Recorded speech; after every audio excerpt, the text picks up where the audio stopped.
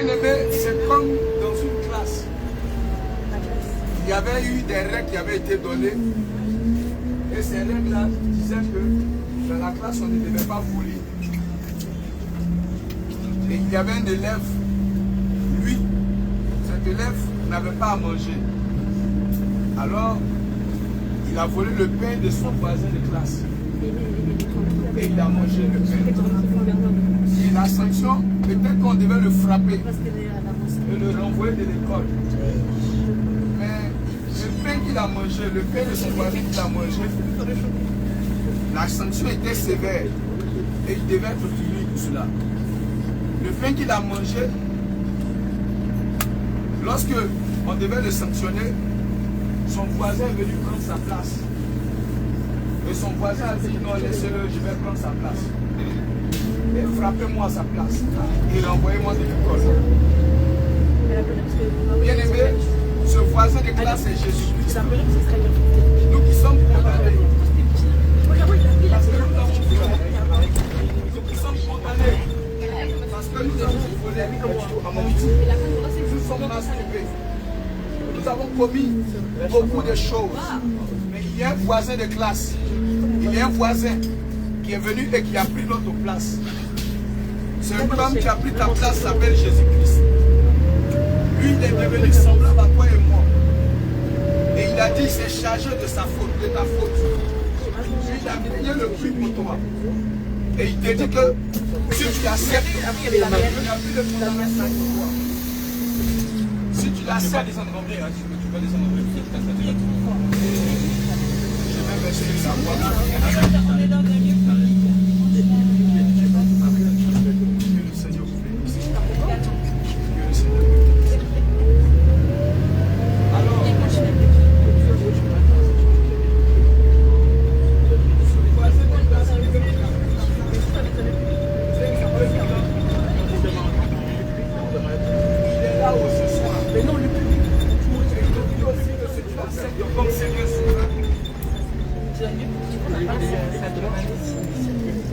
Tes péchés te seront pardonnés. Et tu n'as rien à payer. Toi qui étais livré au mensonge, à la masturbation, au vol, à la drogue, à la vie de démons. Ça suffit là! Ça suffit! Soyez poli, madame. Madame, soyez poli. Descends! Madame, soyez poli. Il ne vous a pas manqué de respect. Il a payé son ticket. Pourquoi vous voulez le chasser? C'est interdit ce qu'il fait. Tu descends! Qu'est-ce qui est interdit avec quelle loi? Quelle est la loi qui interdit cela? Approche pas de moi, tu descends! Quelle est la loi qui interdit cela? C'est bon, ça fait 2 heures qu'il hurle là, il va mort! Oh, vous exagérez. Ça fait même pas 5 minutes. Arrêtez de mentir, madame. Vous êtes une dame respectable. Monsieur, il a payé son ticket. Soyez respectueux. Parce que moi j'ai pas payé le mien. Dans ce cas, vous descendez alors. On est dans un lieu public. C'est à vous de descendre. Ah ouais, tout le monde trouve ça normal là. Bravo! Quel est le problème? Bravo! Putain, je rêve! Quel est le problème? Le fait d'annoncer l'évangile, c'est mauvais? Voilà! En quoi ça vous dérange? Je vais arrêter moi. Et c'est pour qu'elle s'est mise en rôle. Oui. Voilà. Évidemment, si tu te masturbes et que tu te sens coupable, qu'est-ce que tu fais? Tu te répands et tu arrêtes de te masturber. Voilà. Il n'a pas cité le nom de quelqu'un en parlant de la masturbation. Donc en quoi est-ce que ça le dérange? Il parle de masturbation, il se met en rôle. Et s'il reconnaît qu'il est masturbateur et qu'il a du mal à arrêter, qu'il se répand, qu'il confie sa vie à Jésus, et Jésus pourra l'aider à arrêter de se masturber. Il n'a pas besoin de se plaindre. Surtout que pendant qu'il évangélise, il n'a cité le nom de personne. Il n'a parlé que de la masturbation.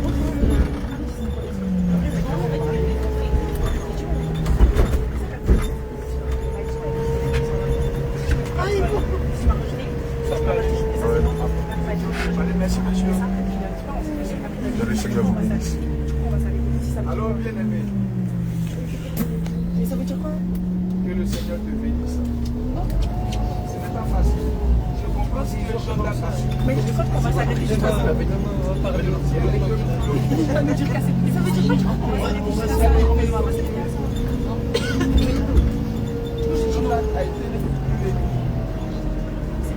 disait des choses qui nous dérangeaient.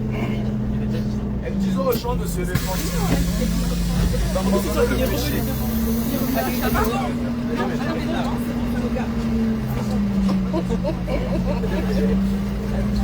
Les seigneurs de chair de l'Europe, ils sont prêts comme ça. Voilà.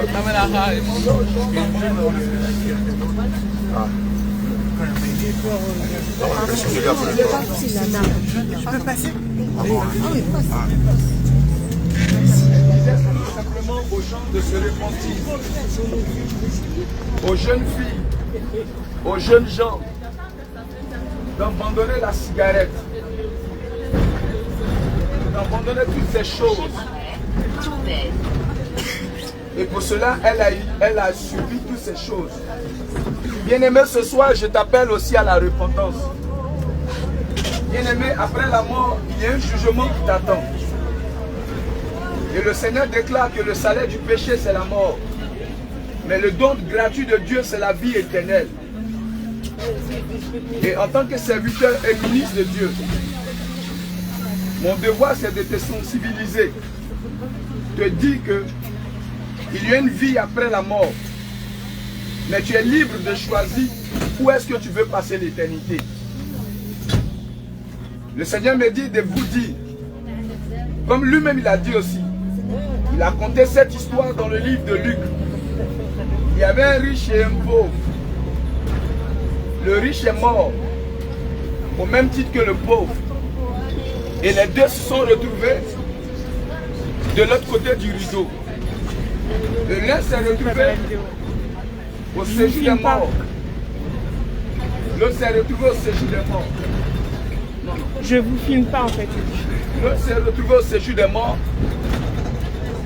Et l'autre s'est retrouvé dans le sein d'Abraham. Mais le riche, il était riche de quoi? Il était riche de ses qualités. Du mensonge, de la fraude, de la colère, de la convoitise, de la calomnie, des disputes, de la masturbation. Voici la richesse de ce riche. Il n'a pas voulu abandonner ces choses. Et il a été jeté en enfer. Mais le pauvre, lui, n'avait pas toutes ces choses. Et il s'est retrouvé dans le sein d'Abraham. Bon, bien-aimé, je t'appelle à abandonner cette richesse qui est la masturbation. Je te conseille d'abandonner cette richesse qui est la colère.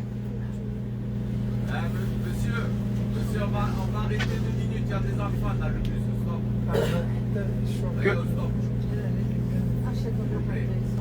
Juste, je termine dans 2 minutes. Que le Seigneur te bénisse. Vous savez, que le Seigneur vous bénisse. Que le Seigneur vous bénisse. Alléluia. Soyez courtois avec les bien-aimés. Alléluia. Je finis juste dans 2 minutes. Voilà. Juste dans 2 minutes. C'est pour juste faire passer une information. Alors, lorsque le riche est mort, il s'est retrouvé dans un lieu terrible où il y avait le feu. Là où le feu ne s'éteint point. Là-bas, les vers ne meurent point. Il s'est retrouvé là-bas. Il souffrait atrocement. Il n'avait pas la possibilité de boire de l'eau. Il n'avait pas la possibilité de trancher sa soif. Quand même qu'il avait soif. Mais le pauvre avait ce privilège de boire parce qu'il avait une véritable eau qui était Jésus-Christ. Bien-aimé, toi aussi, tu peux aussi l'avoir aujourd'hui. Tu peux avoir celui-là qui peut te donner, qui peut trancher ta soif, qui a pris ta place et qui peut te guérir. Et il est encore capable de te soigner aujourd'hui. Il est encore capable de guérir ta maladie. Quelle que soit l'oppression qui te tourmente. Ici, que d'appeler ça une oppression, on appelle ça une énergie. Quelle que soit l'énergie qui te fatigue. Bien-aimé, servant de Dieu, que le Seigneur te bénisse. Quelle que soit l'énergie qui te fatigue, il y a quelqu'un qui est capable de stabiliser ton énergie et te donner l'énergie positive. Bien aimé, il me l'a donné. Et il m'a dit que de donner aussi cela gratuitement.